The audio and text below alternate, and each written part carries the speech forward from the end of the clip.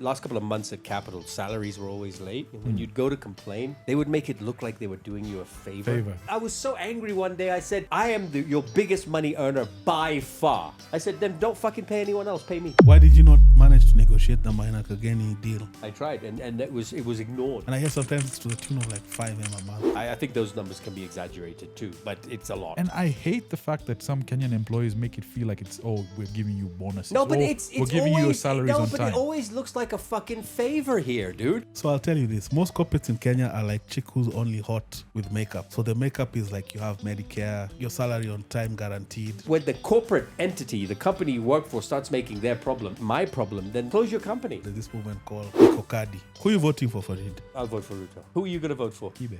Eric? Matiang'i is scaring that he's the type of guy for those things that they're calling themselves media nowadays, the podcast. I want them all out of here.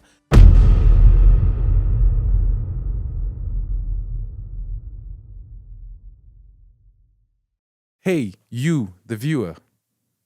I just want to take this time and I want to thank you. You've really helped me grow. You've really helped this podcast grow.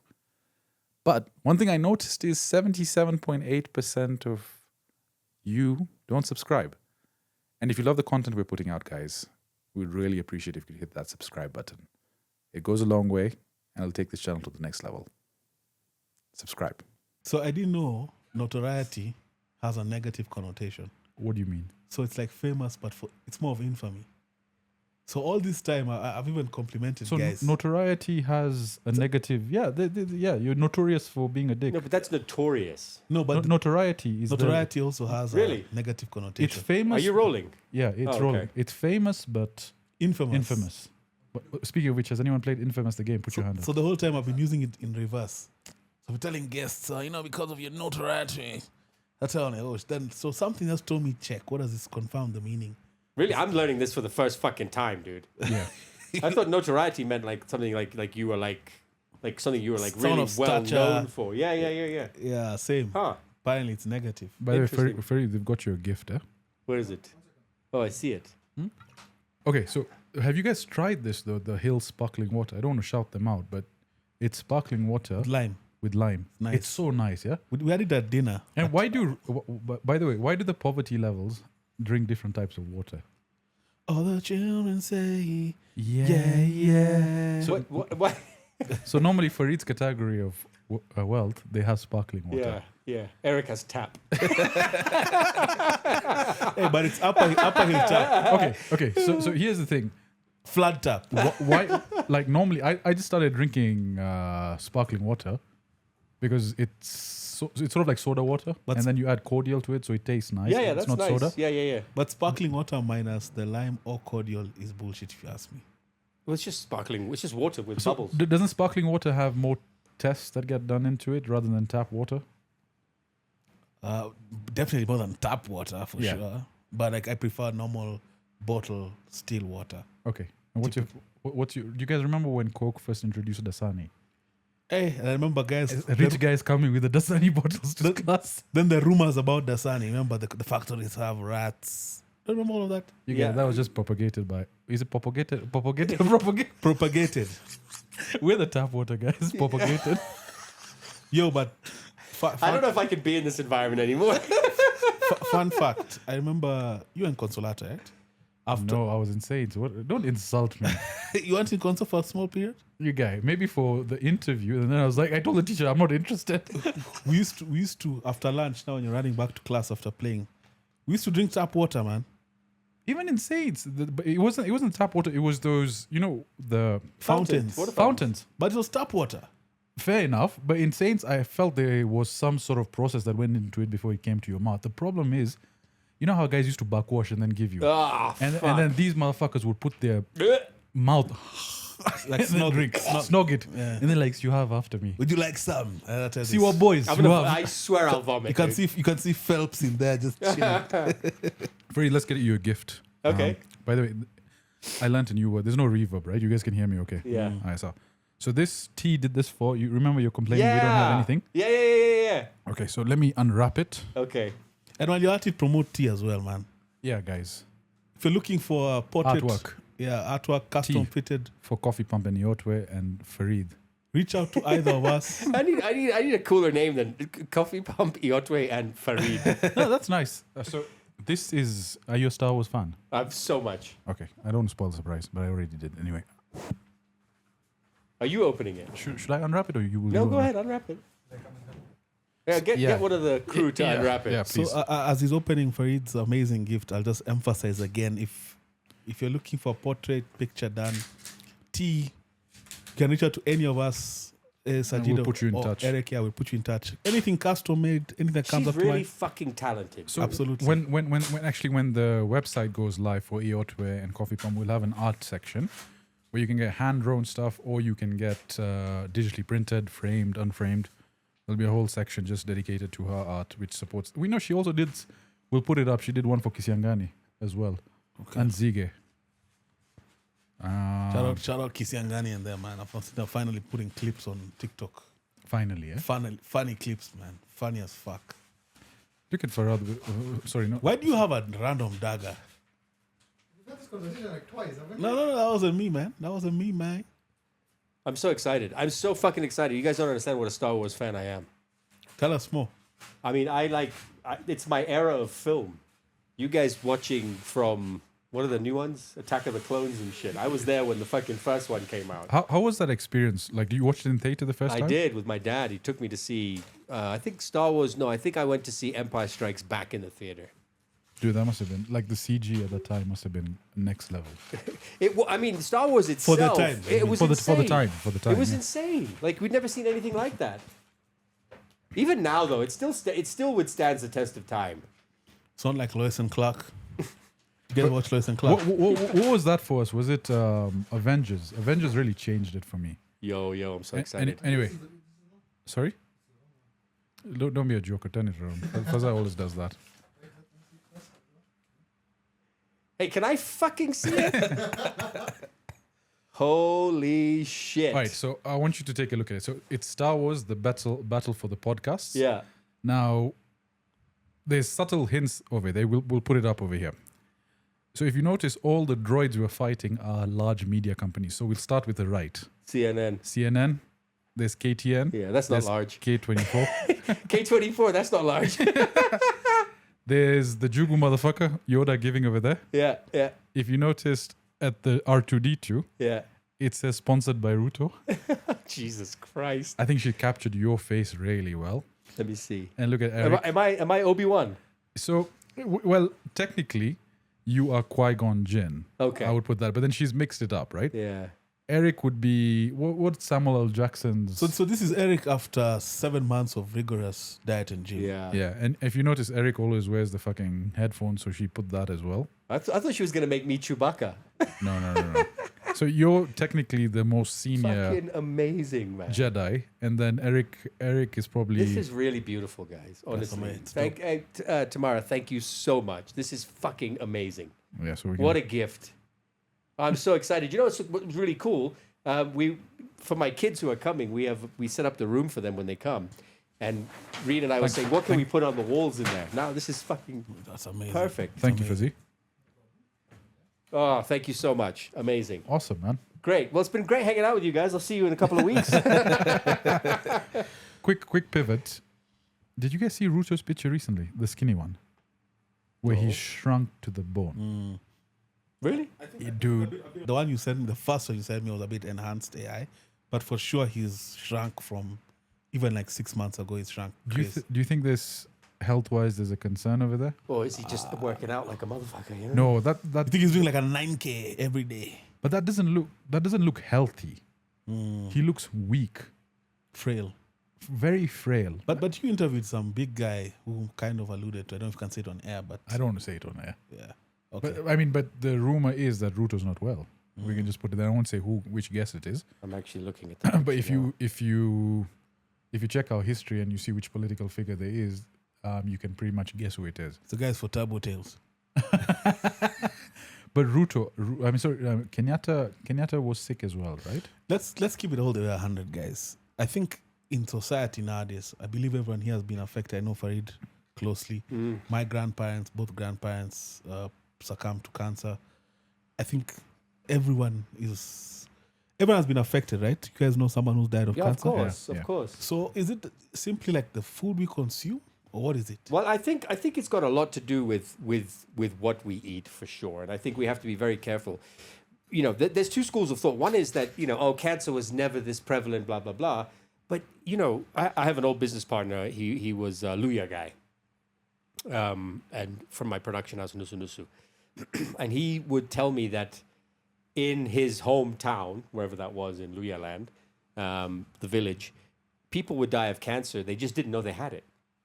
People didn't get checked. Yeah, checking was not bad. So are we now? Is there more opportunity to check? So there's more cases, or is there more cases because of the environment we fucking live in? Yeah, I do believe that the food we eat is enhanced with GMOs and things like that can cause cancer for sure. So what you're trying to say is, are we seeing far more cases of cancer because we're testing more? Yeah, I think that could be a question. That is definitely a contribution, but I genuinely feel as though there are factors beyond our control that are being manipulated by the large conglomerates that are force-feeding us food that's meant to last longer on shelves.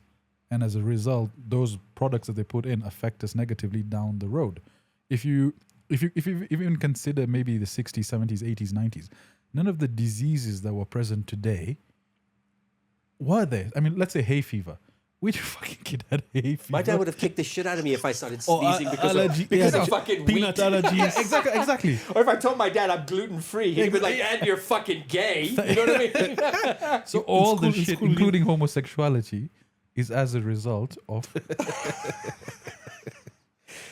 No, but do you agree with that? Because everything is meant to... Every product that comes out... And actually, here's an interesting story. If you look at the products that were sold in the 60s, 70s, and 80s, they would last fucking forever. My grandmother had this sewing machine, right? She bought in the 60s. Till today, that fucking shit is working. But how many of us buy TVs, microwaves, or even genuine products like clothes that don't last? Why? Yeah, I just got told I have a hole in my jeans. Because a lot of businesses then went bankrupt or lost a lot of business because they would make excellent product. So no one would come back and buy. As a result, yeah, it's your the business worst, goes under. It's the worst business model. I have a shoe company called Masai Treads. We make shoes out of recycled materials, but the sole is always a tire. Even our dog beds. And our biggest... Back up, you have a company. Yeah, it's a shoe company. Dude, I'm fucking here. First pedicure company you're not telling us about, now this one. Yeah. See, they all feed into each other. Why am I looking for fucking sponsors? You're sitting here. Tell us more about this. I was given a lot of money from my parents. I lied last week when we were... No, I'm just joking. I wasn't. But interestingly enough, our shoes... We had a guy come to us after wearing our sandals for 9 years, right? He wanted a refund. He's a Mzungu, like a white kid. I'm like, go fuck yourself, dude. After like 9 years, the guy wants a refund. Yeah. He sent us a picture saying, can you guys replace these? I'm like, when did you buy them? 1983. You know what I mean? No, like, this guy walked to South Africa and back. It's like it doesn't work. But it's the worst business model in the world, right? The philosophy in production for products changed, especially because, like Sajid is saying, the business model wasn't making sense. So they made things that have a certain shelf life. That break. But going back to the carcinogenics and things that people say cause cancer. So one of the reasons I was sharing with you guys, I just bought this beautiful barista machine for home, coffee machine. Dude, yeah. It's stunning. But I had the capsules, the pods. And actually someone raised this with me the other day saying, this is quite a new technology, maybe 9-10 years old. You're basically putting hot water in a machine through a plastic pod, or whatever it's made of, but probably plastic, to break, and then it makes you coffee. How do we know that's not a contributor to cancer? It's like vapes. People always saying, oh, no, vapes are fine. Yeah, that's only because there's not enough research on vapes. Data, yeah. We'd rather smoke cigarettes than vapes. But they say we have... I do. Daniel Switch, right? We consume about an ATM card a month, I think, of plastic. Of when you put all the microplastics that you take in from your daily, whatever you take in every day. Comes to like a credit card size, apparently. Really? That's not bad. That's terrible, man. That's not bad. It's small. It's big. A credit card size of plastic in your body. Yeah. But does it get worse as the population increases? Food demands are not being met, which, by the way, is another issue where maybe people are making products to sustain the influx of more mouths to feed. And so you need to find shortcuts. You need to find products that can satisfy nutrient needs. How do you do that when there's no grass-fed beef or there's no farming practices which are using like, grass-fed beef compared to farm. There's another practice The where feed. the feed, right? The reason the feed is done is because it's more economical, and you get stuff processed faster. I saw the life cycle of a chicken in a supermarket. And I know there's a lot of guys, especially younger guys. You guys ever eat Deli food? Naivas Deli. Yeah. So like the chicken, when it's just about to expire, they put it as a rotisserie. When it starts getting bad, now they cut it up. So there's like 4 different stages before they throw it away. They hope they sold it by all those. But wasn't Carrefour also doing some shit to their beef some time ago? I I don't want to say Carrefour, a supermarket. I don't know. It was Tuskies, whether they were injecting the meats to look like they're healthy. And Sorry, I take that back. Not Carrefour, Tuskies. Okay, right. So there was these, the cubed beef, which is Yeah. like the last stage. Yeah. So it's a fillet, then they cut it into the steaks. It's the same way we're saying with chicken. So the cube beef is the one that they use for like local stew and things, like in the kibandas and stuff. So last stage, the cheaper cuts.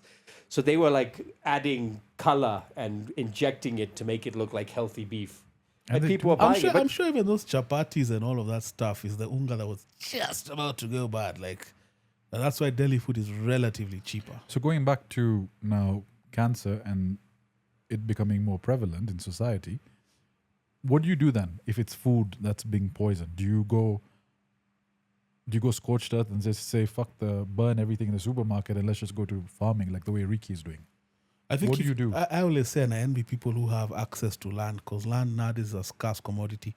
Fareed's generation, I think, had a better chance of owning and acquiring land. Yeah. In our era, for us to own land, unless we're going to like extreme outskirts, to get even like a quarter acre is damn near impossible. Yeah. But if you happen to inherit land, I think it's high time people are actually look into capitalizing on that land by way of maybe subsistence farming. Have a few chicken, grow a few tomatoes, just stuff that you can eat organic that you eat like almost every day. Produce it for yourself. I've seen what Ricky's been able to do with his farm in Karinde. Amazing stuff. But you have to endeavor to. You actually have to go because right now we're relatively young. Even Fareed, as much as the older one in the group, is still relatively young. So we're not seeing the health consequences of these things yet. But at some point, we will, for sure. I think also we have a relatively big kitchen garden at home outside. And we pick our tomatoes, 4 or 5 different types of lettuce for our salads from outside. And I have seen a difference in my energy levels since I started eating my own agriculture from home. That must also feel nice, man. Like, Yeah, it's nice. But you go out and you make a really nice salad for Eid. I shared a photo with you guys of our Eid feast that we beautiful. had. I made the salad for that, and like everyone that was there was just like, "This salad's amazing." And where do you get your vegetables from? And I'm like, from my fucking garden. But it feels better. Maybe it is a psychological thing as well. Who knows? But you guys, for example, you guys have amazing jobs where you could actually.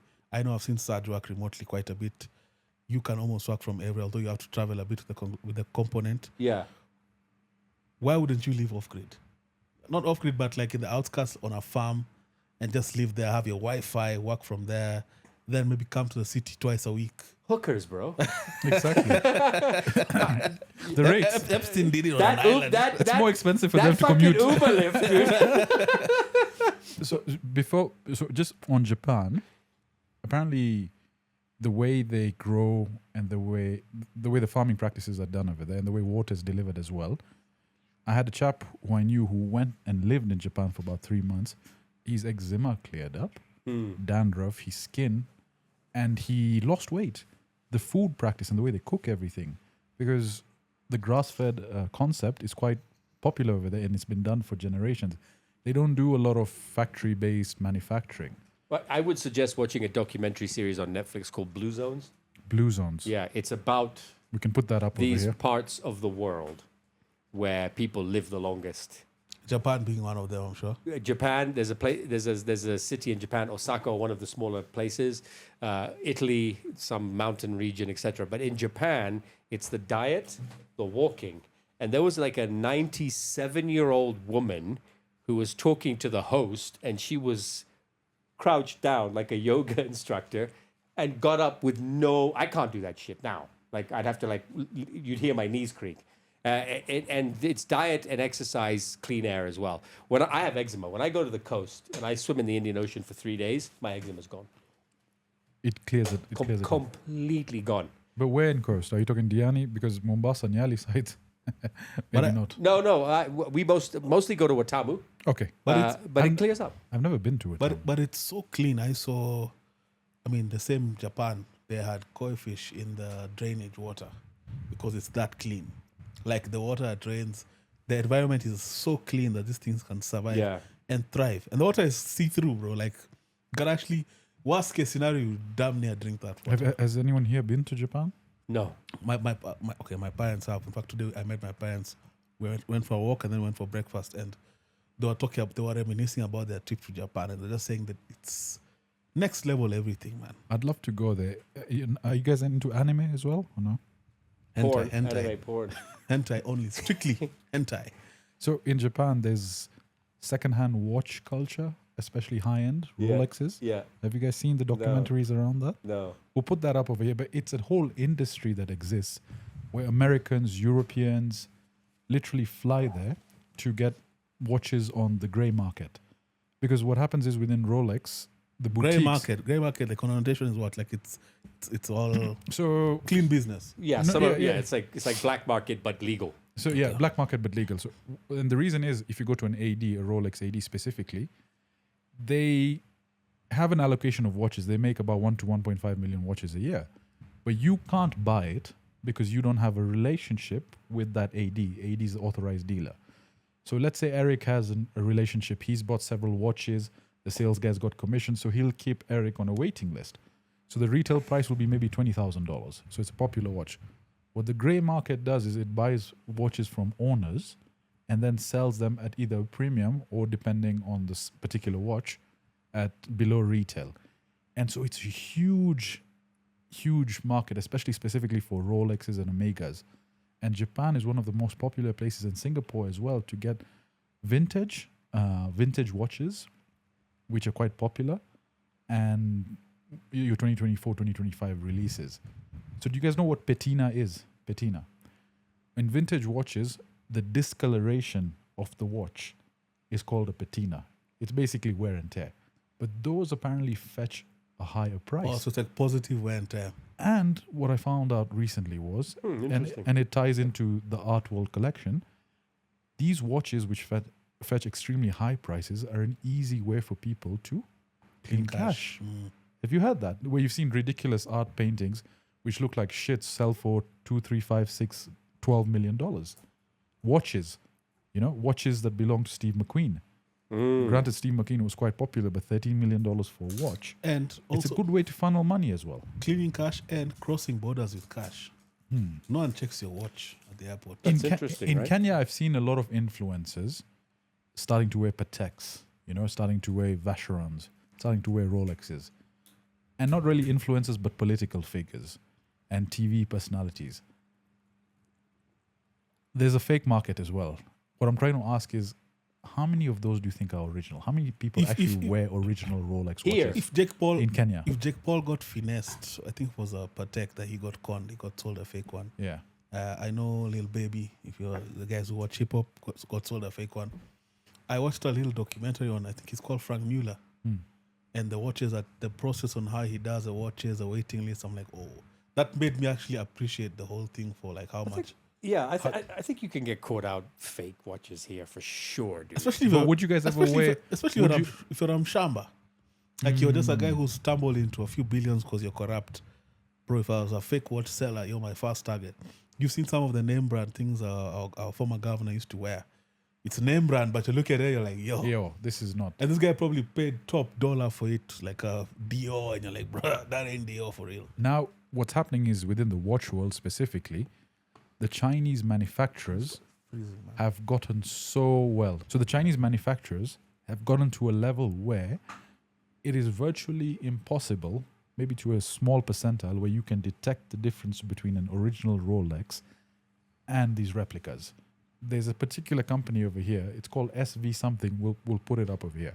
Now, the way these guys operate is also a level beyond what you're used to. Now, normally, Rolex international, everyone knows it. If they would see a replica, they would send people to investigate and shut them down. But the way these Chinese manufacturers operate now is all the parts that are made for those replica Rolexes are split in the country. Okay? So, for example, the bezel. The bezel is made in a separate manufacturing plant in Guangzhou. Hey, he's using a lot of words I don't know. Bezel is the Bezel is the top. Okay. All right. So the lugs are connected at the bottom. Those are made in a separate end. The mechanism of the watch. So what they do is they have the entire country of China. They have the manufacturing split all across. Now, American entities have a lot of industries like Apple and so on and so forth that operate there. So in order to maintain that relationship, they have an agreement with the Chinese officials that if there's anyone manufacturing our products or a replica, you shut them down.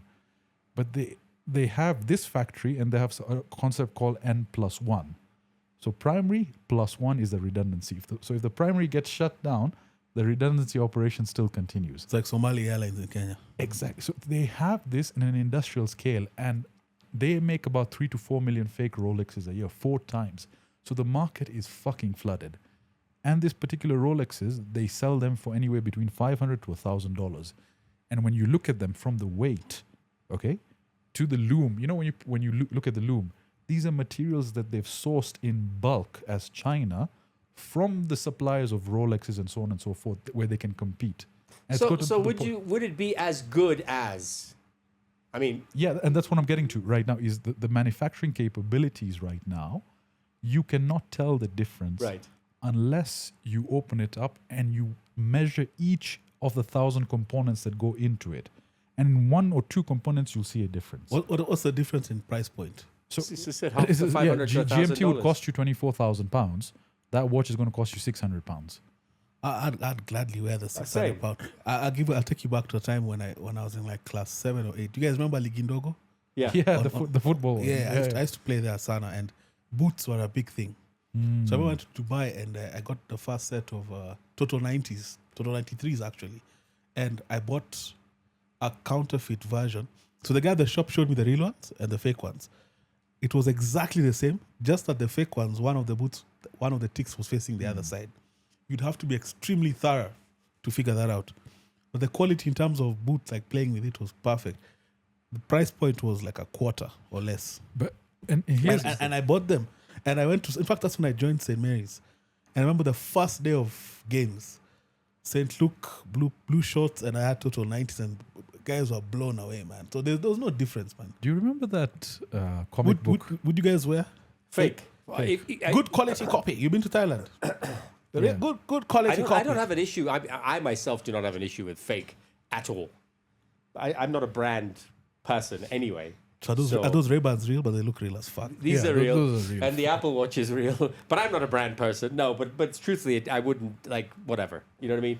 But, I mean, I'm not a fan of, like, Louis Vuitton and all these other brands. Rolex, one day, You're maybe. not black, basically. You know, if I get to 50 and I'm still not able to afford a Rolex, and we're on like A episode $24,000 Rolex. Rolex, then I'll buy a fake one to say I finally made it. I've never had to buy fake things. In fact, on Fareed's podcast, we talked about chipping the PS2. Yeah, I to remember make that. You guy, Bana, that was Shout out all the chippers. Shout out That's Diamond Plaza, dude. Manohar Center near, you know where Burger Hut is? Yeah. Yes, Games Planet. Games Planet. You Yeah, could buy. I had this guy talking about having. I used to have original games. bro. The only original game I had was. Did you not hear how many games his dad came back with, dude? That was mad. The only original game I had was Crash Bandicoot 3 Warped, the trilogy. From Toy World, But Eric, 10 times the price. of course you bought fake because you're buying original booze. The only fake thing he wouldn't take is booze. 90% of Eric's school lunch budget.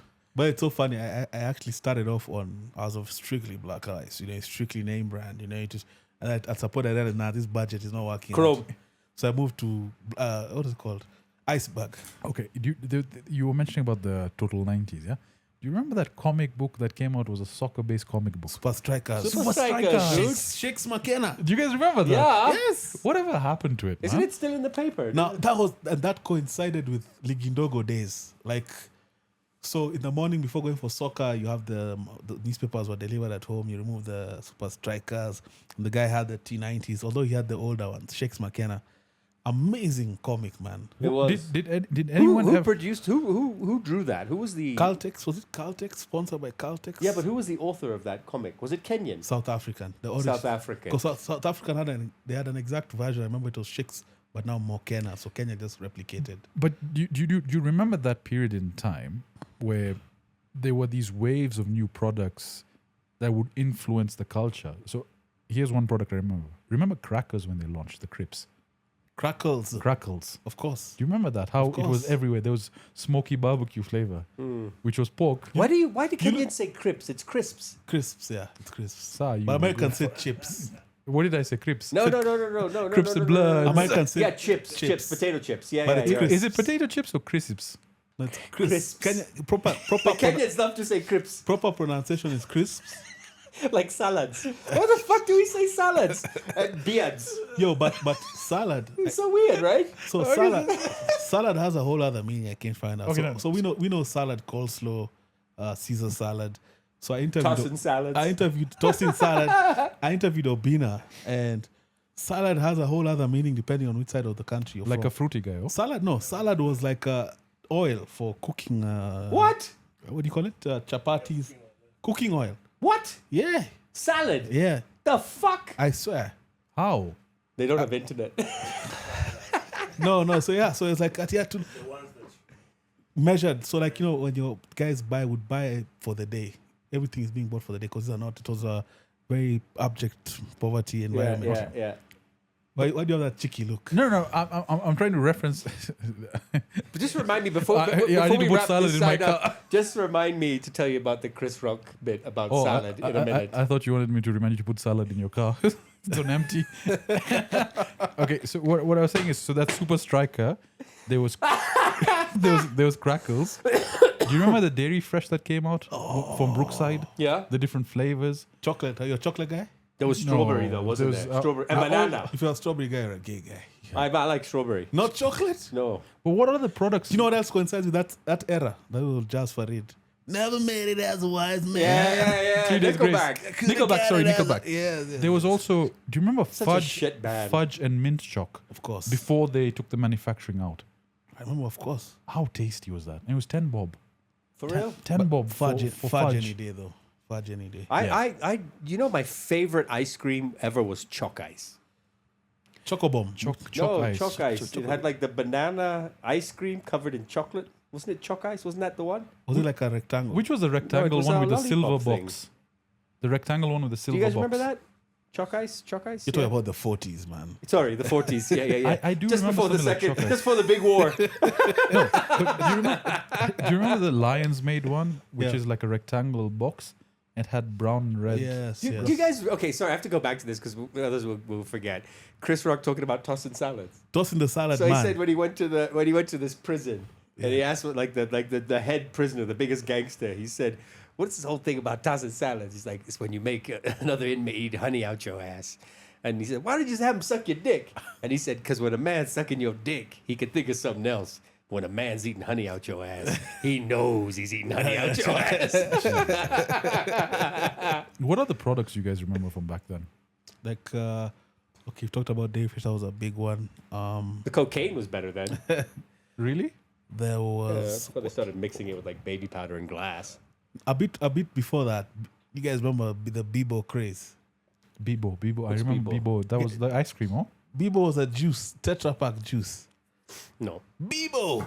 Can we put Bibo over here for those that Oh don't know? my God. Fazzar, do you remember Bebo? Oh my God. Okay, let's back it up. I want to. Did you ever get break when you were a kid from your parents? Of course. Break. What Yeah, do you mean? let's start with you. What did you get? First of all, shout out my mom. I always had the best break in school, clearly. Those mini Jack Daniels. Like,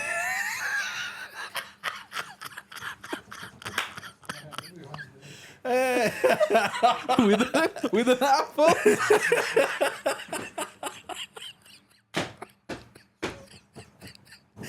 oh my God.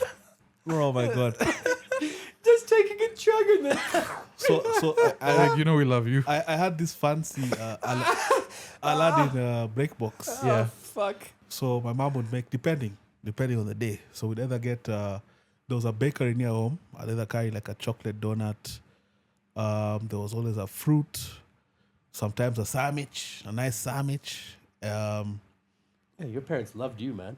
Sometimes we'd have now and crackles, and then we'd enter the market, start having crackles and things like that, and juice. And I'd always share, man. I'd always share my break. I remember guys of Nick Beggs. Nick Beggs, yeah. Nick Beggings. Nick Beggs. I'm leaving some for my dad. Oh man, this sounds like a fucking tragic story. bro, Can I know more about this guy, please? There were guys that you say, I'm leaving some for my driver, you know? Wait. Just we have to go back. We have to go back. Remember, I schooled in the U.S., dude. So yeah, we had like the normal. So begging is like, so I see your break is nice. Of course, I'll ask you for some. So if you know your break is nice, as soon as the bell goes, Nick Beggings. Nick Beggings, don't beg me. Like, don't beg me. Don't ask So for his food. name was?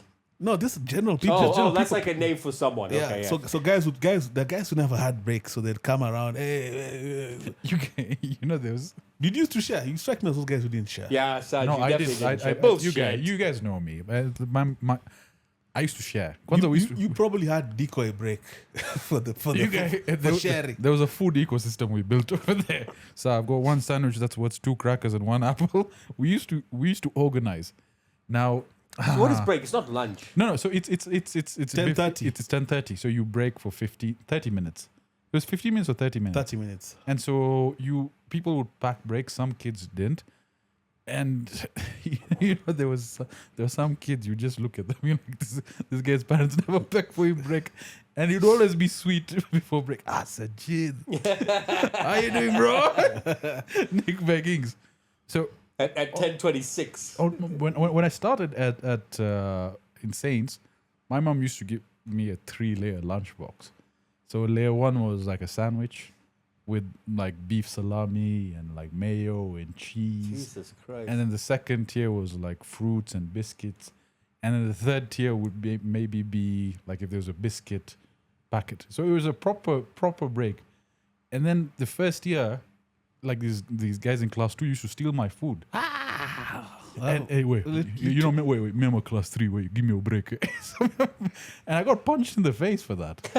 There's a story I've told previously. There's another windy kid bullied me. He got what was coming to him. What happened? His head busted Cancer. up, and then He's no longer with us. he's no longer with us.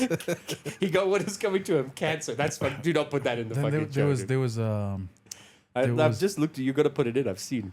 yeah. Then there was some kids where, like Savraj, he's a DJ right now. His mom would cook for him the most amazing food, and she would come every day at lunchtime, sit next to the church at the top, and unpack for him food. What the fuck is that? No, but I must shout out the Asian community, man. You guys are just better taken care of when it came to things matters food in school. Like with I remember those metallic tins, guys. Tiffins. Yeah, maybe let's get an understanding of how was the American system. Man, let me tell you, I went to all. I grew up in a very white part of the UK until I was 8, and then a very white part of the US until I went to college. So when did you come to Kenya officially? in 2000. So you grew up basically outside of Kenya. Yeah. I used to spend my summers in Nanyuki. That's where my grandparents were. So you never had any exposure. in No Kenya? schooling here at all. So I went to all Catholic schools my whole life because they were the only private schools in these towns, right? So first of all, you're in like the widest parts. But having said that, in my high school in Florida, on Wednesdays, we had McDonald's, and on Fridays we had Pizza Hut, dude. Like it was fucking epic, dude. That sounds American as fuck. Yeah. So you had a canteen that would serve this food? Yeah. So only 3 days a week did you pack a lunch. And then there were the kids who couldn't afford the Pizza Hut and the McDonald's. And Would you pick on each other for like, you carried a banana only? Like, was that like? no, not really. I think where we went, I think that most schools were pretty adamant that the kids were fed well. You know what I mean? All the Asians I can think of, this nigga, Tasir also used to have the fanciest lunch and break, man. But Tasir would probably get like Tabir, who was also who's Tasir's cousin Tablaze, who's a rapper artist right now, he would hide the fact that he's been packed for some very nice lunch because it wasn't cool to be like a hip hop guy, but your mom packed you lunch. So he tried to keep those well separate. But Indians generally, I mean, I don't think it's just Indians, bro. I remember Michael, this is James Orengo's son. Michael used to get some I know bougie ass Mike. fucking breakfast. Yeah, so and rich people, dude. Let's look at it that way. Like people with money. Did you guys? There's an Indian lady. There's no way James Orengo packed his son's lunch. There's He'd have also packed a whiskey for sure. do you remember Bob Orengo? Bob. Of course, I played with them at Ligi. Okay. So there's a video, and this, you guys tell me if this is right. Basically, it's an Indian bitch. She's a teacher. She's unpacking. So day one unboxing of kids' lunch in like nursery school. These kids must be like 5-6 years old. And every day what she does is she posts what the kids get, which is weird. I don't think she has consent from the parents. So there's a kid, Anurag.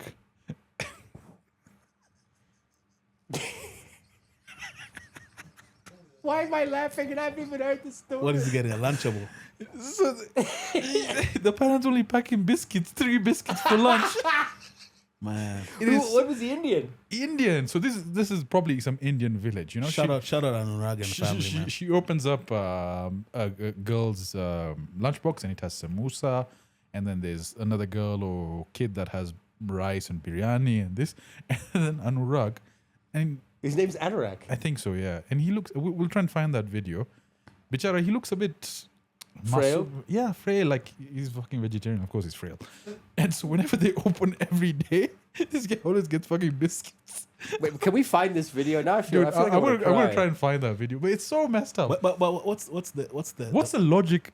Imagine as a parent sending your kid to school with 3 biscuits. It must be a money thing. So dude. what's the But back? come on, biscuits are more expensive than normal food. Let me ask you guys. Maybe not in fucking Gujarat. I mean, maybe rice and salt. Let me ask you guys.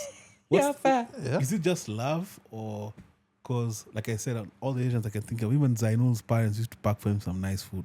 In a Kenyan, typical Kenyan home at a school level of what we went to, the common culture was pay for them lunch, the school lunch, the one that's offered by the school, so that you're equal. Like, you know, so that you can just be like everyone else. That was always the narrative. Like, you Yeah, know, and that was done. In fact, as things started getting tougher when we were growing up, I was offloaded to school lunch, which, by the way, I didn't mind. Saying school lunch was amazing. School lunch was in fact, fucking amazing. It was a steal. No, but can I just to bring that into today's to this day and age, I work, as you know, at Kilimo House at the Ministry of Agriculture, right? And there's a canteen downstairs, which is kibanda-ish. Let me tell you, dude, like I get so excited for that food. It's beef stew, rice, cabbage, sukuma. That's so dope. Morning is chapati. Sometimes they have goat. On Mondays is liver. It's 350 shillings, max 400, you know, with a bottle of water or a soda, whatever it is. I do CrossFit in the morning, and that meal is probably the most nutritious meal I get all week, truthfully. Nice organic. It's done by a livestock agency called Calro. And like I've seen since I've started working there, my fitness has gone up because of that meal. But you know, every day. And like honestly, I like, why would you not have that? If you had like canteen food, you know, they're not putting shit in it. Let me tell you this. For employees, that goes such a long way. Yeah. Because if you look at the normal employees, let's say they're eating at the Kibandaski. Now, where we used to be in Karen, outside, they used to, for Finje, for 50, you get beans and 2 chapos. Yeah. Now, if you're coming to work every day, that's 6 days a week. You're spending 300 bob in a month. Basically, that's 1,200, right? 1,200 for some people, that's a lot, man. And if you provide lunch, it also provides loyalty to some extent. So when the company started providing the employees lunch, people genuinely appreciate it. Sorry. But I must say that's a great point you bring up, because I feel like our Kenyan corporate culture is very cosmetic in that if you look around Westlands, for example, we have all these nice shiny buildings where guys are, all the big for the KPMGs of this world, all these companies are there and they look so robust. You see guys in nice suits and ties. But at lunchtime, all these guys just filter into different kibandas around the area. Especially here at Next to Safaricom. So yeah, that little turnoff, right? Yeah. Like you see the guys from Safaricom, that's middle management and above, bro. So what's not matching up? Because It's a culture thing. And here's the thing, and it fucking pisses me off as well. and I'll reference what I mean by that. Culturally, as modern as we are, the employees, the treatment we get is still not at par with what you would have in the US Exactly. or in the Europe. An example, I've worked 10 years at a company. I don't have any stocks or shares. So if I get fired today, I'm fucked. Okay? There, if they want you to be loyal, They better not find out you're stealing then. they give you shares in they give you shares in the company, all right? And they give you shares in the company first of all. Yeah. So now I had 2 podcasts with Asif, who owns ANDO Kitchen, and Bobby from PC World, who told me that if you really want to grow a company, you need to offer your employees skin in the game. Incentive. Incentive, and one of the incentives that's so popular is share option. Ownership. Ownership. Ownership. And so now, whenever I go into a new interview, now the first thing I'll ask them is, "What's my equity? If I'm spending my time investing in this company, I need ownership." Secondly, one of my colleagues that left our company, she went to work for a European-based entity. The first thing, she got the job, the pay. Obviously, the pay was 3 times what she was earning, and she's getting paid in euros. Okay. Secondly, health.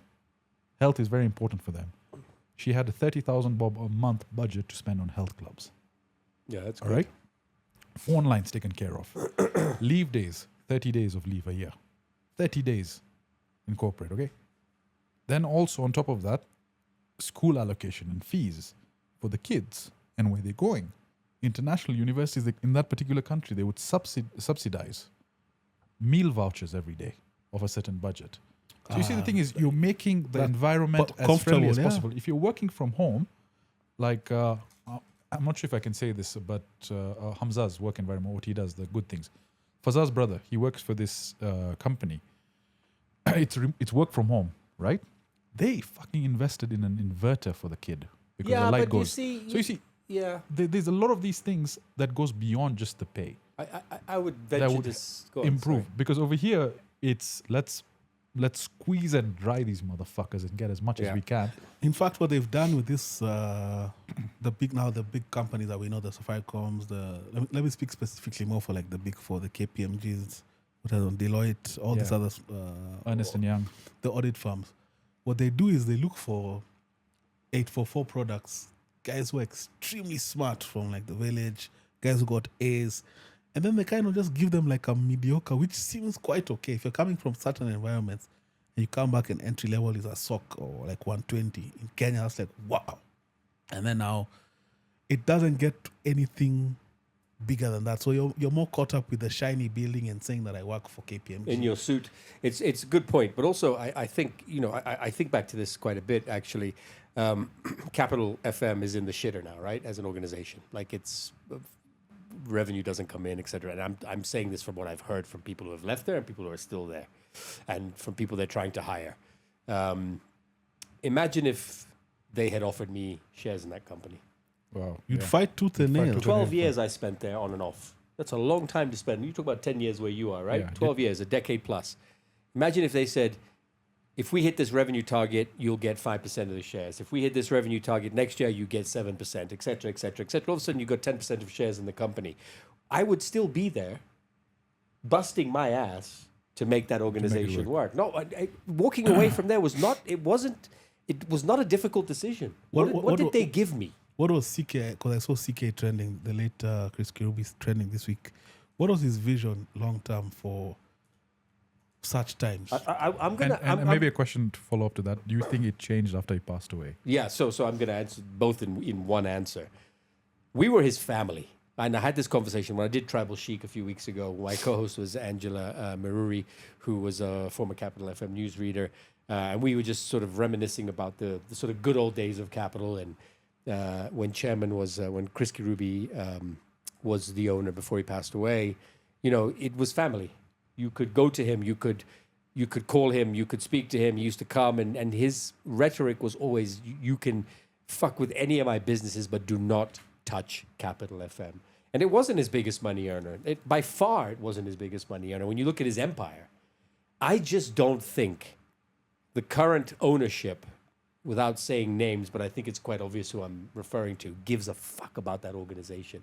We built that thing from the ground up. It wasn't an overnight success by any stretch of the imagination. You know what I mean? Yeah. So could they have done better? Could he have done better at offering shares and etc. Yeah, absolutely. I think, but it's not the Kenyan way of doing business, as we've just rightly pointed out here. It's the American way of doing business. You know what I mean? But I do agree that for you to have employees that actually really give a shit, you've got the incentive has to be some sort of ownership. I completely agree. But for it, something has to be said, and I think the radio environment in our context, especially for contemporary radio, like what you did, where it was urban, it could be listened to world over and here as well. Yeah. Because of the different formats, including like what we're doing here nowadays, and the kind of access people have to entertainment in English, for example, I don't think a place like Capital also could have foreseen the kind of struggles they would face. Yeah, I think you have to look at new media, right? So we're talking about new media being the sort of offshoot of what we did. And it was, no one ever saw the development going to this, which is crazy in a way, but because talk shows were doing this for so long. In 702 in South Africa, Cape Town-based talk radio station is still one of the biggest radio stations because it was basically podcasting before podcasting existed, right? Having said that, radio would still have its place here. If you go to the US, if you go to the UK, if you go to Australia with the sort of big global radio markets, people still listen to radio like they did then. I listened to a radio station in Switzerland, albeit in German, so the language wasn't good, that plays vintage music. Vintage music, we're talking about vintage clothes and vintage watches. It's incredible selection of music, right? What we fucked up here is the training at the level we were given training. The Maina Kagenis, the Fareed Khimanis, the Caroline Motokos, the Eve D'Souza's. It's done. We don't do that anymore. You've got fucking 100,000 followers on Instagram, come and do a radio show. Fuck you. I mean, we spoke about this on the first podcast the three of us did together.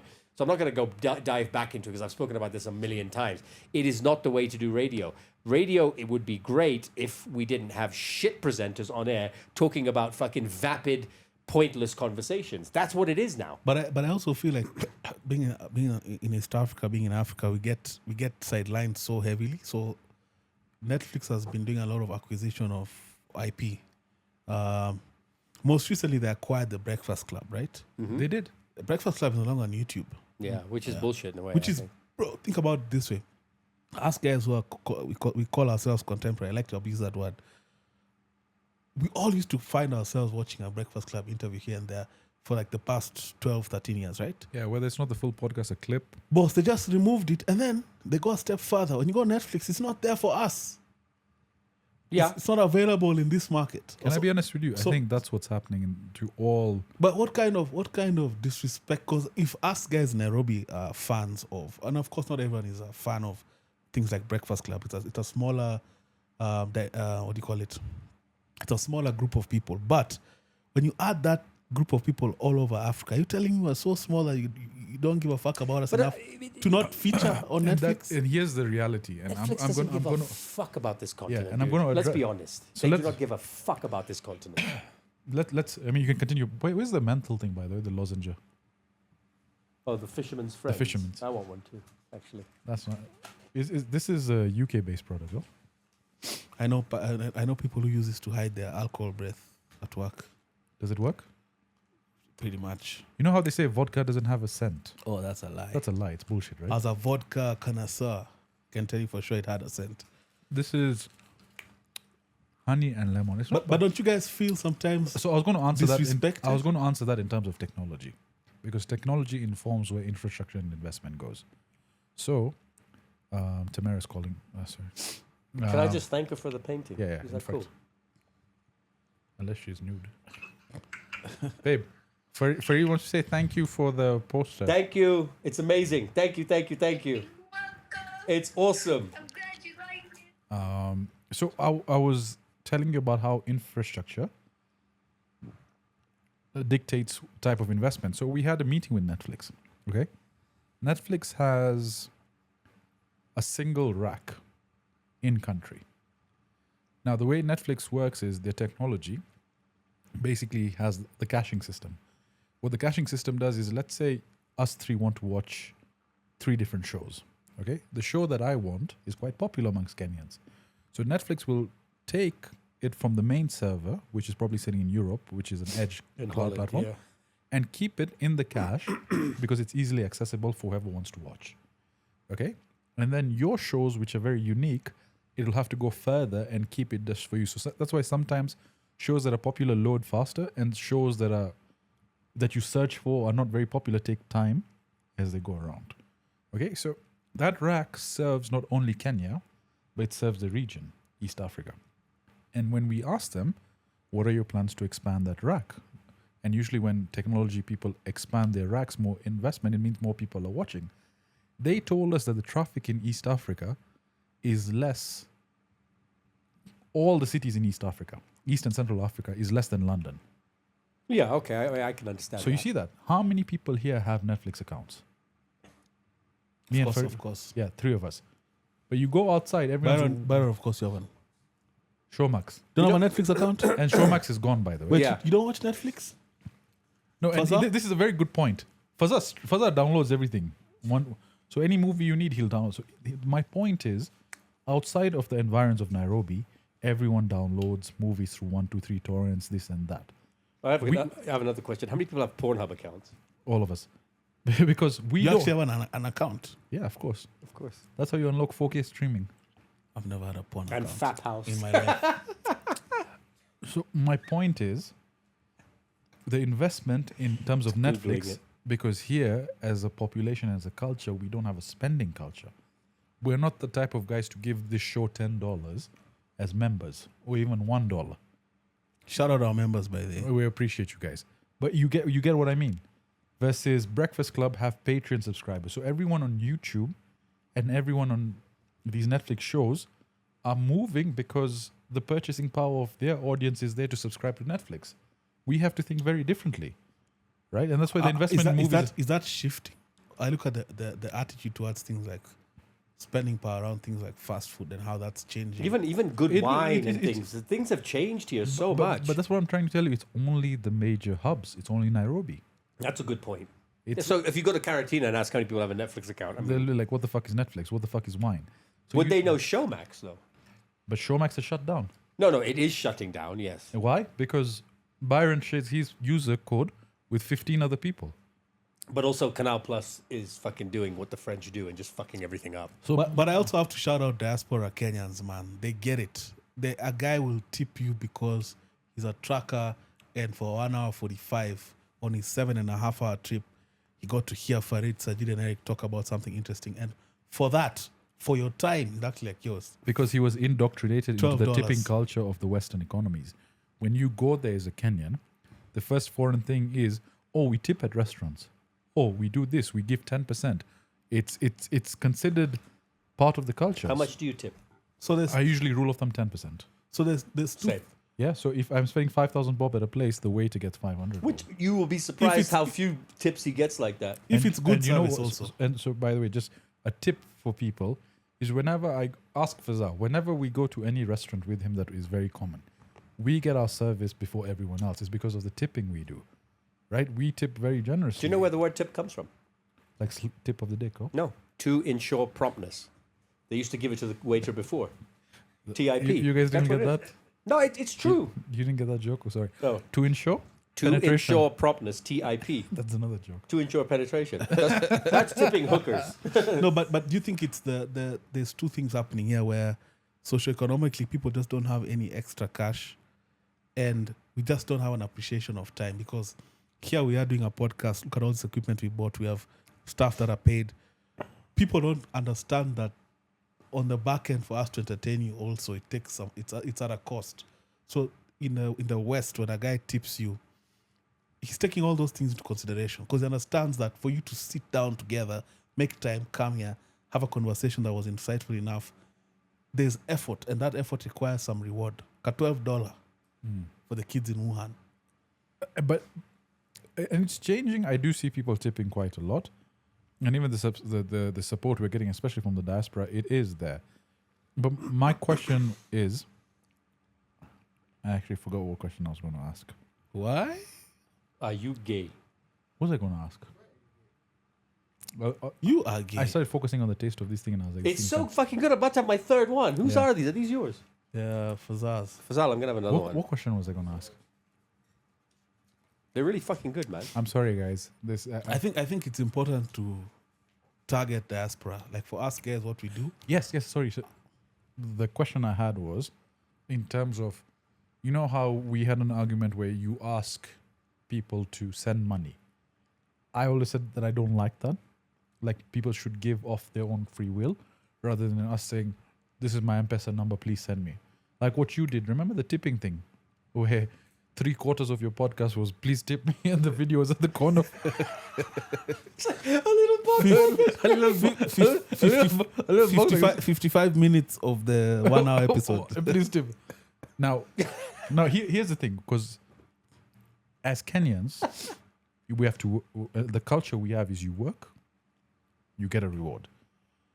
And this is work, I guarantee. But for me, it feels it's, if the subscriber is enjoying watching this, they of their own accord will give.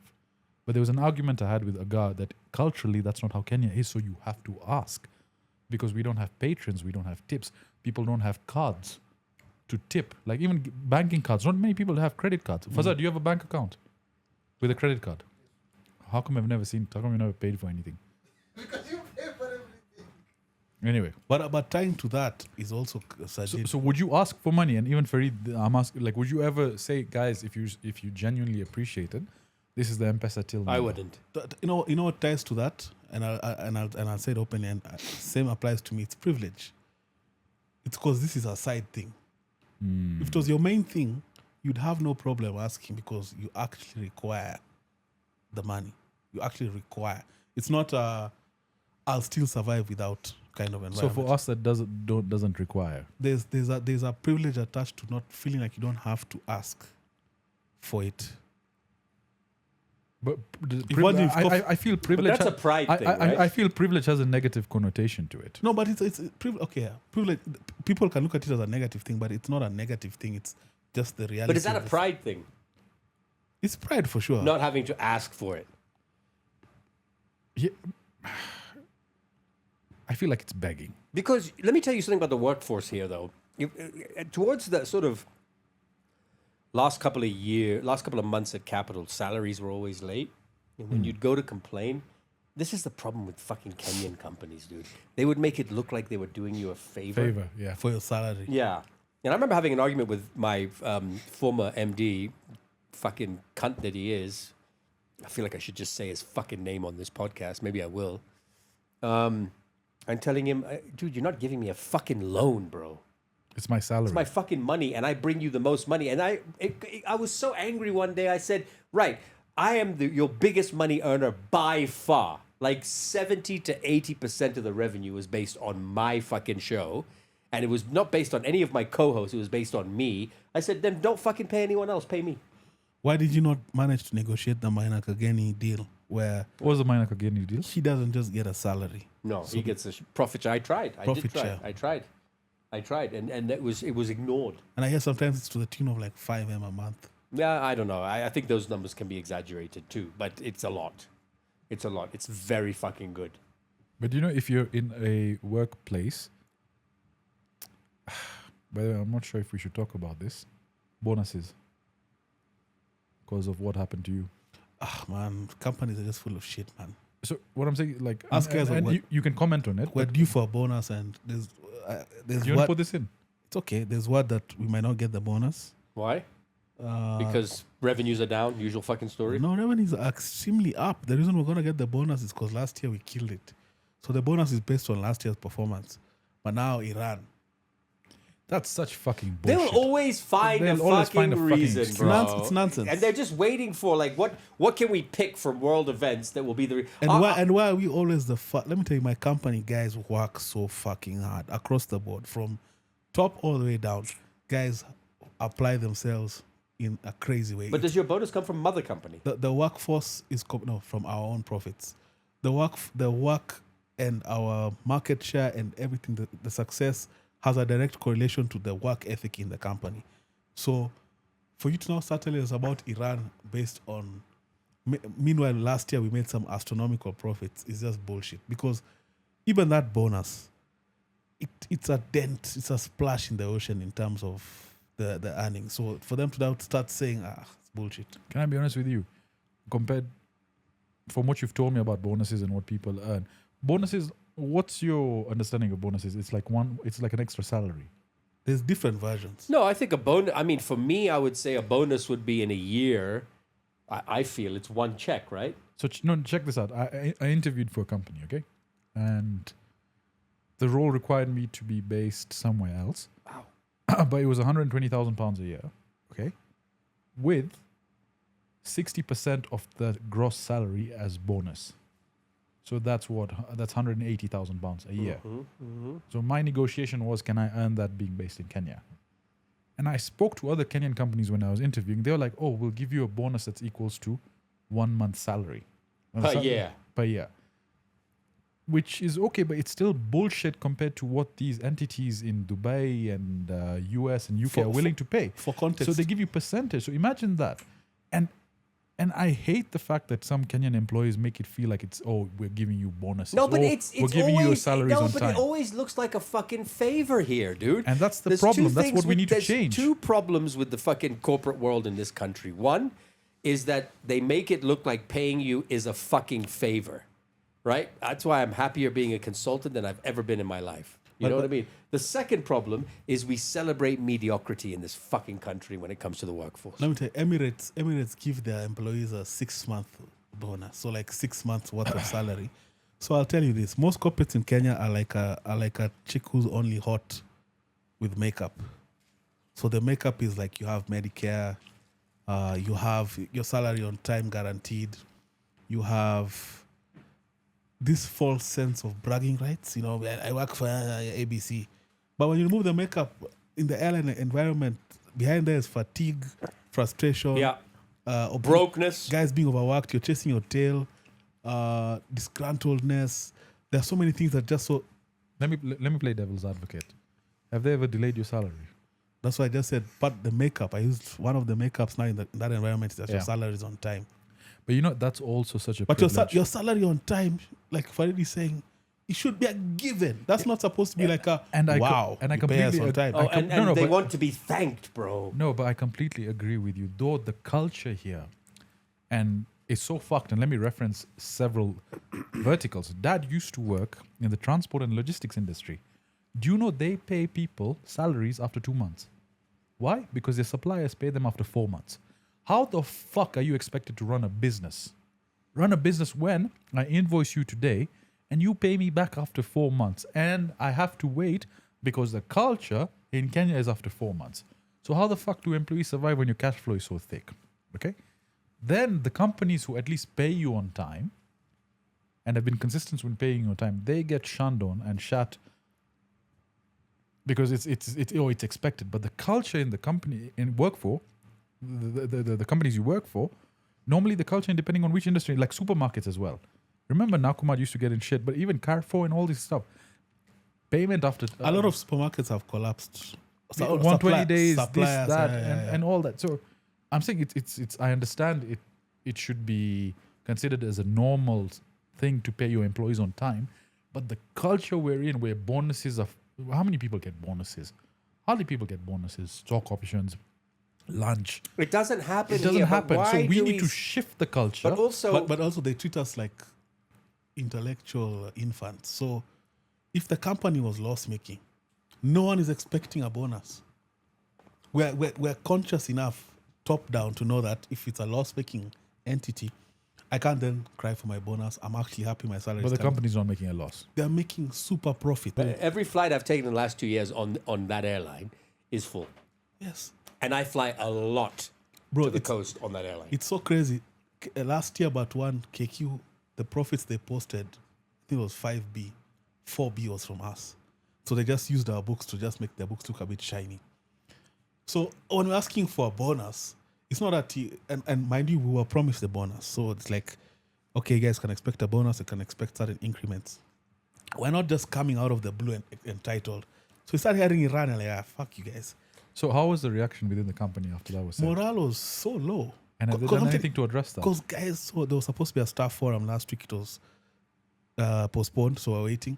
But the way guys jitolea, because again, I saw in corporate culture there's a lot of indoctrination from school, where people are trying to always please the entity.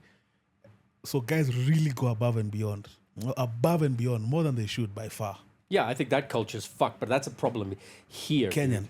You know, if you look 844 if you look at the Western corporates, so my ex-wife works for Lindt chocolate, Wow. right? Like that's like the biggest chocolate Manufacturer in Switzerland, yeah? in the world, right? I mean, they own a lot of the other ones all over the world, right? One of the biggest, definitely the most respected in the world. Let me tell you, 5 o'clock on Friday, that's it, dude. That's it. She doesn't have to deal with work. Monday morning, she goes back in. She works her ass off. She goes on a 2-week holiday. That's it. We don't have that fucking mindset here. It's like if you're employed, someone's done you a fucking favor. I see guys getting anxiety over email. There's an email that has come in. Dude, when my phone rings on a Saturday, Yeah, you panic. I panic. You know, I get that attack, and that's why. But that's bullshit, man. Yeah. Which company? I saw an email trend, a thread trending over the weekend or last weekend where this employee, I think is from Europe, is from Europe, and one of his bosses from another country was like, I see you clocking out at 4 every day without fail.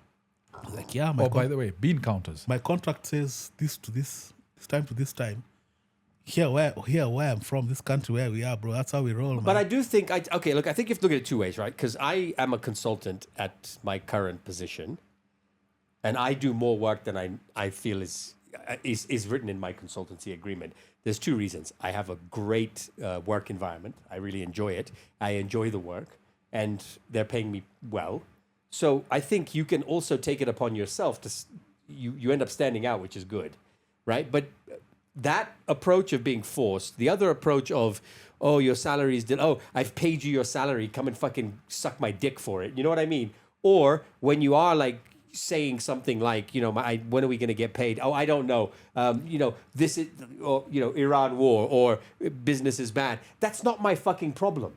If I get on an airline, your airline, or if I need a service from your company, whatever it is, you cannot make your problem my problem. If I've paid for a ticket to fly from here to the coast, and I get to the airport and they say, "Oh no, business is bad, so the price of the flight has gone up and it's going to be 10 hours late or whatever the case may be." No, that's not my issue. That's not going to make don't make your problem my problem. I was on an airline recently and my flight was delayed by 4 hours, and it was explained very well to me why. I didn't lose my shit. I sat at the airport and waited. It was not a big deal. You know what I mean? So don't when the corporate entity, the company you work for, starts making their problem Iran war, or COVID, or people aren't advertising anymore, or whatever the case may be, when it starts making that my problem, then close your company. If that's the issue, you know what I mean? I do think we have to talk about the Iran war, guys. We haven't spoken about that, and I think that's something we do need to discuss on this. Podcast. Last thing before we segue into that. Also, if you have the opportunity to leave a company, because a lot of work environments, and there are some people I spoke to, subscribers, who are having quite a frustrating time at their jobs. There was one guy who worked in sales, and he was telling me that his boss has to have a sales call on Monday, Wednesdays, and Fridays at 7 before everyone checks in AM. at 8 a.m. Okay? And they want to check the pipeline. So every morning, give me updates on what you've done with customers. Wednesday, give me updates on what you've done with customers. Friday, give me updates on what you've done with customers. That's not a healthy environment. If you're working in sales, especially in Kenya, where things go much slower, have one meeting at the start of the week. What's your plan of action as a sales team for the rest of the week? And then touch base the following Friday with updates. If you need, I mean, imagine that. Imagine getting a call every day, micromanaging your employees. And you know who this fucker is? He's a fucking South Indian cunt. He's come over here to work and manage these guys. Putting that kind of pressure on people. Imagine the anxiety. The guy, he was telling me the kid gets anxieties during the meeting because he shits on him. And when he tells him the Kenyans, like, we haven't yet really got a decision to make, he's like, no, you're not doing your work on time. It took me 6 years to close one big bank. So at that point, you like, I didn't want to advise him to quit his job, but if I was in his position, and we were privileged, as we say, I would have fucking knuckled the motherfucker in his face. I mean, I've been in situations where I wanted to hit my boss too because of the same shit. The same shit. Like, fuck off, Truthfully. man. You know, but what do you do as a kid? What does he do when he's stuck in that position? And what I told him is, put up with the shit, let me try help you find another job. But it goes back to your point, though, Eric, which is, you take the smartest kids from the villages or towns and bring them to the, I don't want to name the companies, but the big, fancy, shiny building companies. You're creating a system of subservience. And subservience that's taught from, if you go to a typical Kenyan boarding school, the ones that are high performing 844, it's all about obedience and trying to be number one and pleasing the highest mark. So, and then one-upping each other, like snaking each other is the culture. So that's just been transported into the corporate world. Yeah. I look at some of my colleagues, and a lot of the time, I respect these guys, a lot of them so much, but there's like a scaredy cat thing that they all have. They're so scared of the boogeyman. Yeah, and they're going to lose their job, and then they're going to have nothing. It's an education issue, because in KCP, when you answer wrong, you're beaten by the teacher. Or if you attempt to try, which is why I admire schools like ISK and Braben, where kids are not scared to fail, right? Because they're taught on how to, that's not the, maybe let me phrase it this way. Do you remember in Saints, when you answer something wrong, the teacher will be like, don't be stupid, or stuff like that, right? Or can you shut up? They would shame you in front of them. Your shoe size is bigger than the marks you are getting. Exactly. Act your shoe size, you're acting your shoe size, not your age. Shit like that, right? But how small are your feet? No, that's what I was saying. So they were trying to say you're acting dumb. No, I get but it. But we were shut on when we attempted to try. And so that ideology goes into secondary school, it goes into university. But now we have a woke generation, by the way. That's fine. But you see, the thing is, and Gen Z, and I'll respect them for that. Yeah, but they don't work. But they take you too far. They take it too far. They take it too far. Yeah. Like mental health days. No, they've gone to the other extreme of no accountability. There's a kauvivu that exists there. Oh, like I know better than you. Yeah, I don't need to be in the office 9 to 5. You know what I mean? Yeah. Yeah, that's a bit much. I need a mental health day off. All right, I know we got to talk about Iran. Tell me. No, are you guys? I heard there was a video that came out that apparently Israel is not what it seems. It's been bombed to shit. Yeah, today. Is that Next true? to their nuclear plant, they killed 1 and 100 and something injured, including kids. And Israel has come out to say things like, Iran doesn't care if they kill kids, and there's no distinction between the old and the young, the civilians and the military. And I'm like, fuck you, Israel. But also, I have my... That's a clip. Yeah, please. Yeah. Just that bit, right? But interestingly, something that is coming out now, especially as I know you make fun of me for being 40 plus because I listen to BBC in the car, but I do. As I was driving here, from the brothel. Next door. It's Sunday, bro. You know what I mean? Yeah. Anyway, that the U.S. and Israel, there's 2 things that happened here. The intelligence the U.S. used was so backward because no one had the foresight to think that Iran could shut down the Strait of Hormuz, right? So now how do you not see that? Right. And the second thing is they had no clue about how much military power and how much military surplus in terms of equipment, missiles, drones, etc. Iran actually had. So interesting along that thought process. One, I have a question. What would be required to secure that strait? Number one, if these guys were to come to actually try and figure it out, so that oil and all those commodities flow as usual. And number 2, my brother was telling me this morning that some of the Chinese given weapons to Iran backfired. Like a good amount of them. Really? Didn't hold up. Shit. Okay, I've heard that for the first time. But I did too. I hope that's not true, though. I kind of want China to be like. Yeah, apparently the weapons are not working the way they should. It's quite disappointing if that's the actual case. Like, was there an official report on this, or it's just rumors? No, my first reaction to my brother was that, but it's Kevo, Kevin. Yeah. Okay, so with Israel specifically, there was a gentleman that said, and he's quite a popular scholar, and he's talked against what Israel is doing. Asian guy? No, European guy, a bit old and wise. I'll try and find that clip so we can put it up over here, but it's quite a lengthy one. The pounding, now 4 times, of Israel's own nuclear weapons area in Dimona. Haifa, with its oil infrastructure and storage capacity completely destroyed. And Tel Aviv looking like Gaza. Now, I take no schadenfreude. I hate to see suffering of anyone. But when I see Israeli spokespeople complaining that Iran is hitting civilian targets, I honestly don't know whether to laugh or cry. He said that Israel is making a... What's the right word? Mockery. No. They're making an effort, an active effort to ensure that no word from inside the country gets out of what actually is going on. Meaning that it's being hammered It's and no being one hammered, can know. And he said, I saw that. and he has it on good authority.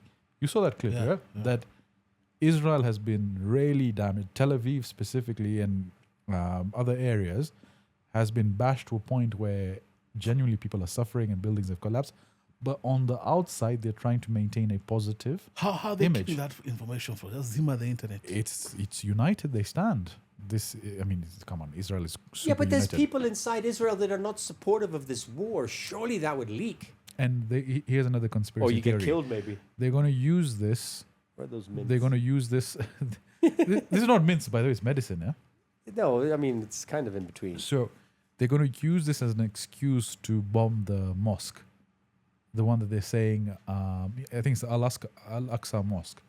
And it's to build this new shrine of theirs. And I think one of the Islamic pillars is that mosque will fall to start this new regime towards the fall of mankind and the rise of Antichrist. Yeah. All I'm saying is the U.S. intelligence, and these are two of the biggest military superpowers in the world, right? Israel and the U.S., right? How do you not take into consideration that if we attack Iran, right, that they're going to, make the transport of oil, 80% of the world's oil, something ridiculous, right? Difficult. And B, they're going to start attacking their neighbors, like in the Gulf. You saw what Trump told the Japanese foreign prime minister? Yeah. He's like, You didn't even because tell- he was If anyone knows about yeah, surprises, to give the audience a bit of context, there was a clip that went out where a Japanese journalist asked President Trump, "Why weren't you aware? Why was this a surprise? Why didn't you tell your Yeah, allies? why didn't you tell your allies? Because this response from Iran bombing the neighbors came as a surprise to all of us." And he was like, "If anyone should know about surprises, it's us from the Japanese. You guys surprised us doing Pearl no, Harbor." he said, you didn't tell me about Pearl Harbor.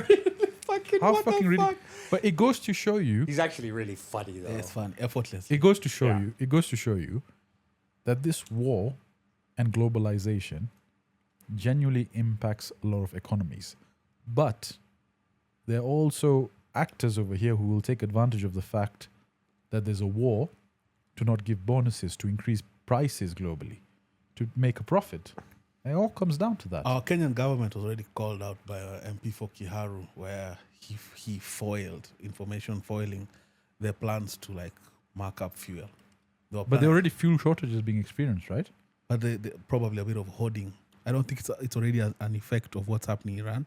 So these guys through EPRA, what they do is they hoard fuel, mark up the price, and of course we're the ones who suffer. But they do it with everything. We do it with fertilizer. We do it with maize. We do it with rice, during with the sugar. drought. I'm seeing it on a daily basis at the ministry. We see the hoarding. So it's a Kenyan thing to hoard things until they're needed. But is there a fuel shortage right now? We see I haven't. According Experience. to we're supposed to have like a 6-month reserve apparently. So But- we should not be feeling shocks just yet. No, but EPR, I mean, I agree. And EPR does the price announcement every Saturday. So far, it hasn't gone up. But I exclusively fuel at Shell, and I've not had any experience in that. Do you wish you had an EV? No. Fuck that shit, bro. I But wish I had a KPLC V8. is worse than fucking Iran's war, dude. Yeah, what would we do with that? I don't think that's possible. They would ever get to a place where all our cars in this country are EV. No. I mean, just look at the infrastructure setup. You know, it doesn't make any I don't sense. even want one, dude. There's something else I want to talk about. The clip I sent you for Ruto, unless there's something else. No, for that's Iran. it. The Ruto clip where wasn't specifically Ruto. Who was it who was talking about all Ruto's businesses that he's invested in? Oh, it was Wamunyoro Rigathi Gachagua, like talking about all the interests that this government, the president and his guys have pretty much invested in, and it's like every sector. the privatization of And- almost everything. Let's assume that's true. Kenya okay? pipeline. Let's assume that Ruto has gone the route of basically privatizing all these public sector entities, from power to transport to fuel, whatever have you. What's the motivation behind the man taking all this over? Like, which ties into that question I had: is Ruto dying? Is he sick? Do you think he's in a place where he knows he has finite time? But He's that's- extremely sick, and he wants to ensure that his legacy and his family's legacy is taken care of. And that's why he's so aggressive, because in the next 2 years, this man will wither away. But- And again, this is a but- conspiracy theory, assuming Ruto is sick. And all allegedly- we hope he's doing well, all allegedly. We hope he's in the best But of I mean, health. also you have to look at it. I mean, Shouldn't finite time have the opposite effect? I feel like it would. And also, I mean, you're talking about a guy. Desperate man. No, but I think you're talking about a guy, Gachagua, who is. I mean, it could also be a propaganda machine. I don't think so, bro. The way he painted it out to those details, and where there's smoke, there's fire. When it comes to the hotel industry, we've all heard rumors of these hotels that have been forced to quit and so on and so forth. The Pipeline. hospitals, Kenya Pipeline, insider trading, power companies, data centers, generation. Each and every one of us in all these industries has somehow heard of number one's intention to take in an entity that is related to us in some form or fashion. Airlines, national Airlines, carrier. it's everywhere. Yeah. I mean, I respect the game. I respect what he's trying to do. Where everything that's an industry that can make money, my family has a vested stake and has majority of the stake, whether it's in the private or public sector. What's the motivation? How much is how? It's never enough, dude. For Really? anyone. For anyone. So right now with the grumbling, so we're entering the political season. I believe elections are next year, August. Yeah, And I think with every year, there's a June protest that happened 2 years ago, and there's always that build up to that commemoration. And I feel like with all this information coming out, albeit some of it could be propaganda, like Fareed says, but people are taking it as gospel. I think this year, the way people are frustrated generally, I think there'll be a proper. It'll be more than last year in terms of the Gen Z. I think it's going to be. There's more. People are pissed. Look, I think there's more.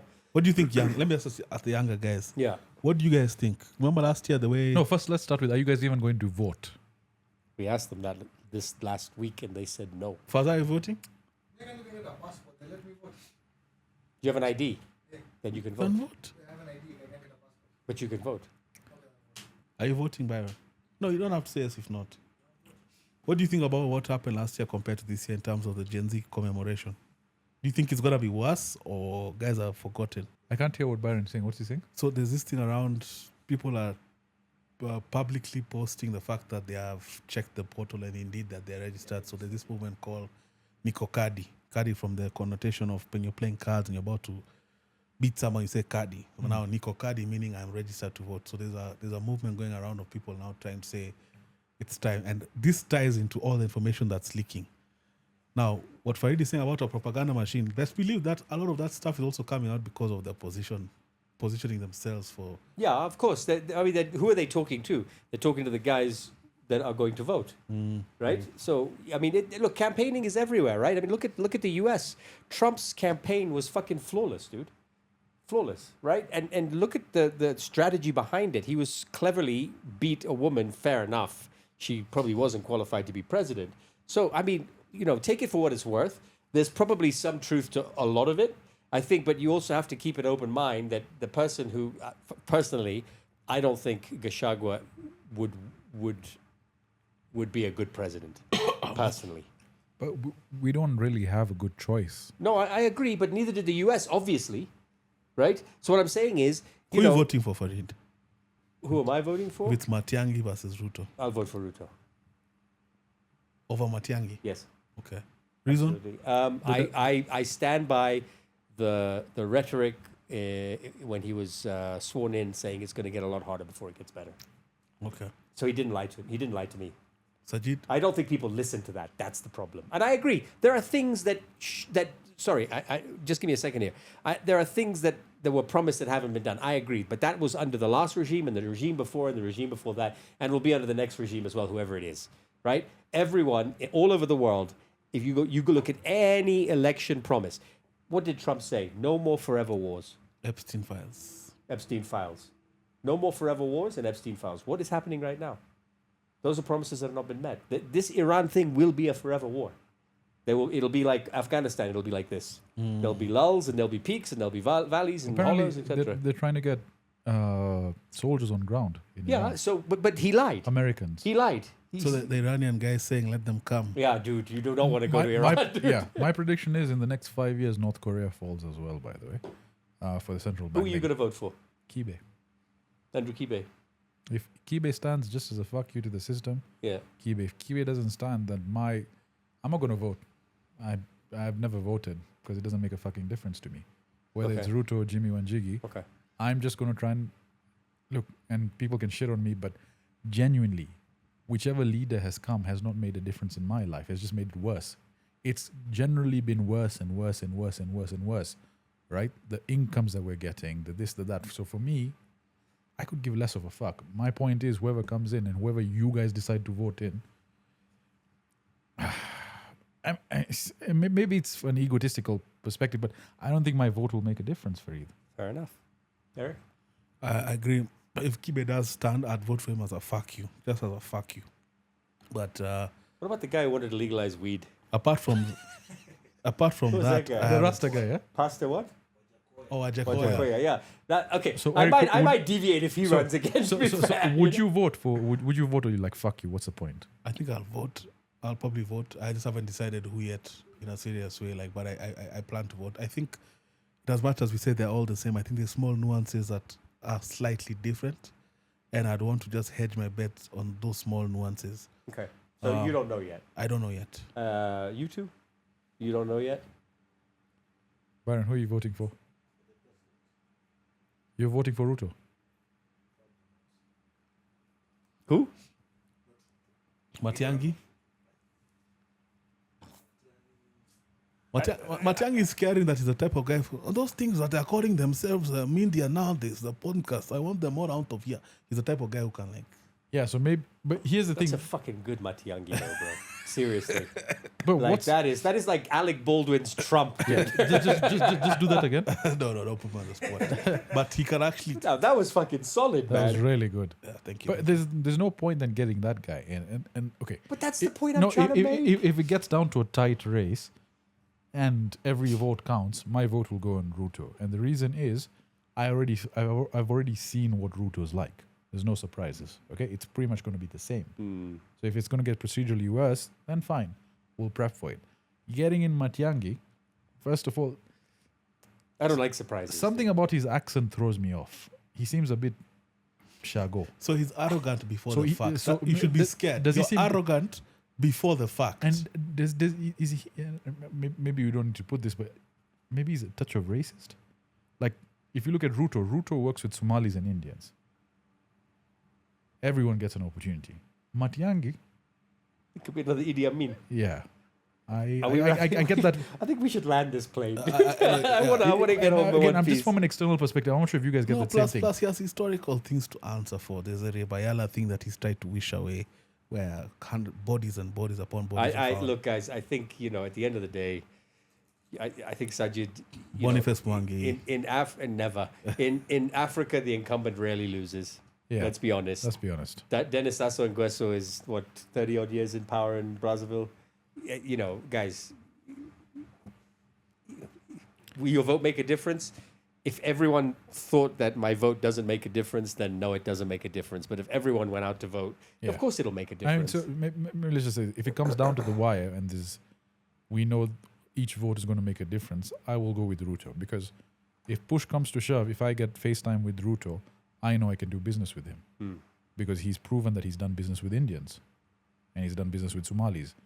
Matiangi, too many unanswered questions, too much ushagoness for me. And remember what Kibe said, those guys from Shags. It'll even be worse because they've never been exposed to this. Ruto, it's been taken out of him. He's been in politics for how long? The guy is disciplined. He works with different people. Sharp. That's a man I can sit and do business with and understand him. Matiangi, Very sharp. All right, guys. I don't know. Is that a good place to? Yeah, you want to land the plane in a building? No, go ahead, man. I mean, not just. I think you answered who you wanted to vote for, right? Yeah, I'm between the two. I'm a guy of vested interest, man. So if there's interest where I can, I'll put my vote where. Because over breakfast today, I had a discussion with some people and we're saying how people need to get over the idea that serikali itawaisaidia. It's never going to happen. That's true. The world is getting more and more capitalistic. So you should be angling for a seat at the table. Yeah. He's in the ministry. That's a clear, legal, healthy version of that. You need to find a way to get us in public sector as well. So this ICT? thing, Please, if you know. So this false idea that one day there'll just be justice for all and equity for all. Nah, man. People need to just get over Jostle themselves. for your place, man, and stop making excuses, because this is the other problem, right? The mediocrity angle, right? That we celebrate here. We spoke about it a bit earlier. You know, we've been so used to this culture of mediocrity here, and I've seen it in radio. I'm sure you see it in your industry. I'm sure you see it in your industry as well, Sajid. The point I'm trying to make is just be better than everyone else. That's it. That's it. And you will get your seat at the table. So, guys, thank you so much. This has been Coffee Pump. We'll catch you in the next trio episode. Fareed, Eric. Join the Byron. membership. Go check out membership. Tip Eric. Tip me as well. Tip everyone. Fazzar. Before I end, Byron wants me to read something. Happening now? Suggestion: bring about someone. What does it say? Let me see. So, but this was a comment. This is a comment from a subscriber, and which I replied to. So this is from Keith Munene 6716. So he said, suggestion: bring about someone, a professional commentator on matters to do with wanking and on raising person's energy or masculinity, an open-minded victim, and maybe shed some light on the issue warmly. Well, I thought that's why you guys brought me on. So I replied, you ask me, bro. Our expert is right here, by the way. Our resident You can farmer. notice his energy levels are a bit low today. Was my energy low? No, that's a joke. So we'll put it. Anyway, guys, in regards to this, every day and twice on Sunday. Boom. Thank you very much.